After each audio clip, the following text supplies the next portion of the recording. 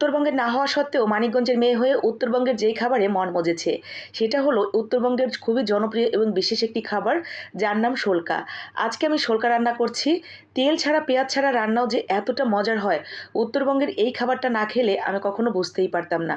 এই রান্নাটার প্রধান উপকরণই হচ্ছে বিভিন্ন ধরনের শাক পাতা। তার মধ্যে কচু পাতা, সাজনা পাতা এবং পাট পাতা অবশ্যই দিতে হবে।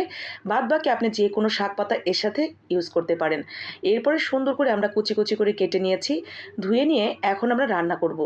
লবণ এবং দিয়ে দিব একটু খাবার সোডা। পরিমাণ মতো পানির সাথে লবণ এবং খাবার সোডা দিয়ে দেওয়ার পরে রসুন কুচি, মরিচ কুচি। পেঁয়াজ কুচি কিন্তু এর সাথে যাবে না। পেঁয়াজ এবং তেল ছাড়া এই রান্নাটা করতে হয়। এরপরে বলক উঠে গেলে আমরা সেই শাকটা দিয়ে দিব। শাকটাও বলক উঠে গেলে আমরা এর সাথে দিয়ে দিয়েছি কিছুটা কাঁঠালের বিচি এবং সামান্য একটু হলুদ। কাঁঠালের বিচি এবং হলুদ এটা অপশনাল। অনেকে দেয়, অনেকে দেয় না। খেতে ভালো লাগলে দিবেন, না হলে মাখা মাখা করে রান্না করে নিয়েই পরিবেশন।